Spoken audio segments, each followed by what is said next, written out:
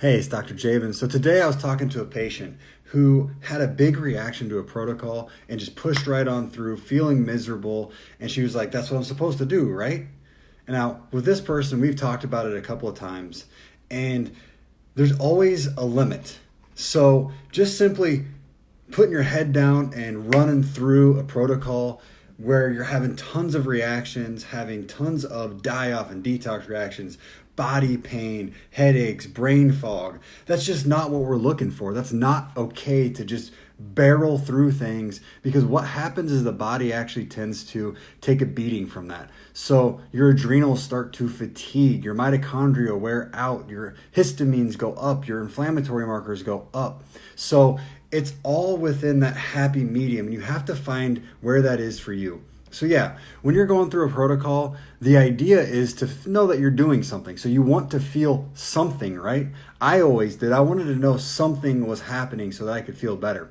But what I didn't want was to just bottom out and be miserable. And I don't want that for anybody I'm working with, because it can be detrimental to your healing. So let's tease out what that means for a lot of different scenarios and a lot of different people, so you can kind of get an idea in your head of where I'm trying to go with this. So say you're getting started in a protocol and you're starting to build up on an antimicrobial. So if you're building up and you're going, I was 6 out of 10 with brain fog, fatigue, headaches, body pain, whatever it is, and now I'm a 7 out of 10 as I go up. That's okay. We can handle that.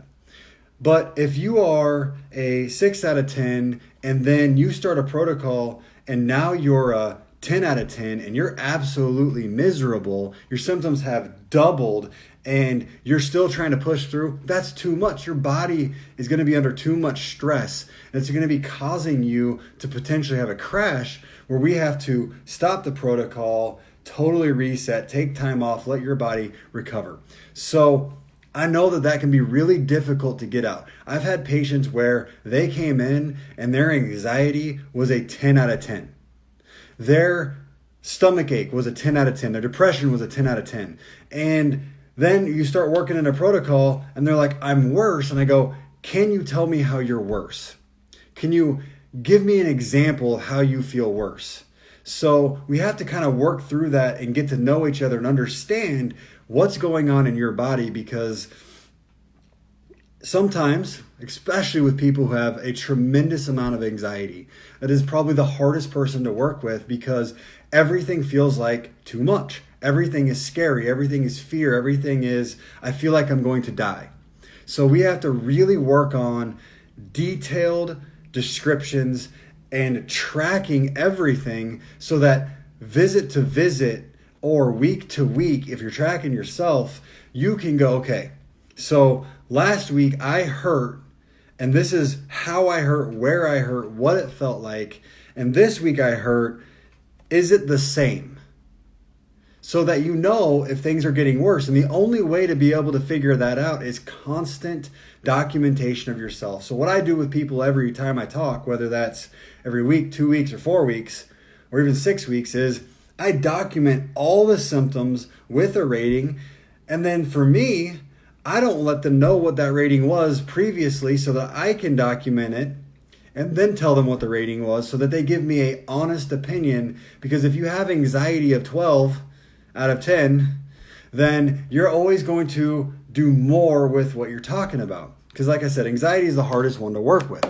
So when you're working on getting well, having a little bit of a detox reaction, knowledge that you're getting better, knowledge that you're doing something ideal. Having a tremendous amount to where the person today could barely walk, couldn't think, fatigue and brain fog skyrocketed.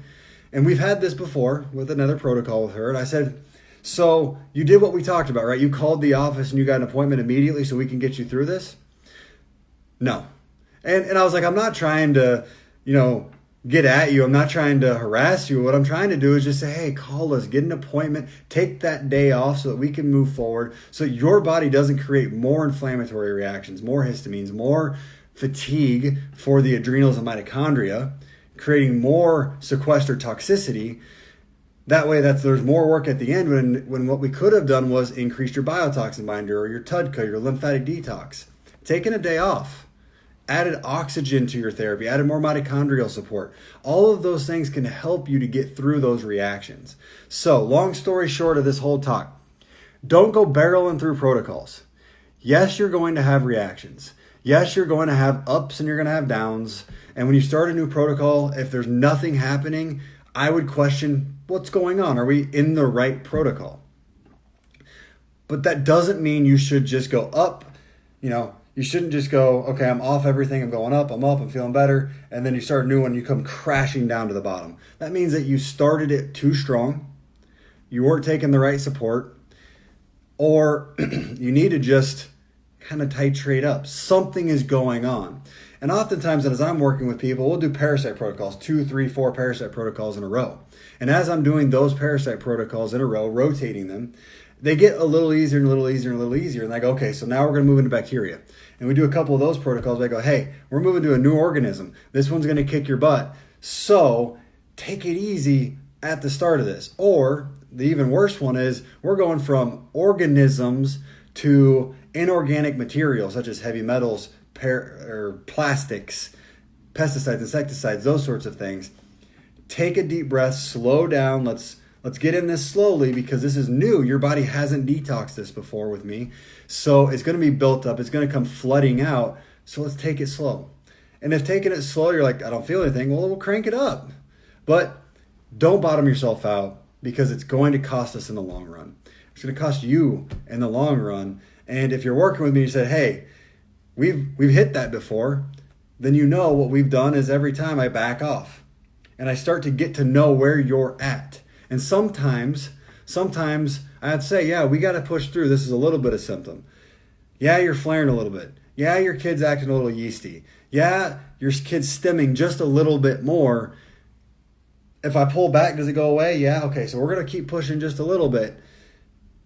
But again, it's not trying to bury the symptoms, not trying to just go balls in, balls deep, push it too far, going too hard. You've got to take your time. You've got to finesse your way to health, but sometimes you got to push it. So hopefully I didn't confuse anybody by saying there's that happy medium there where you're pushing it, but you're not crashing it. All right. Well, thank you for watching. If you know anybody that needs this information, that's struggling to get well, that always seems to crash, or maybe isn't pushing hard enough to get a reaction, please invite them to True Healing Strategies. Invite them to our YouTube. Invite them to our Instagram. We post this information out to all of those forums at different times. So thank you for watching.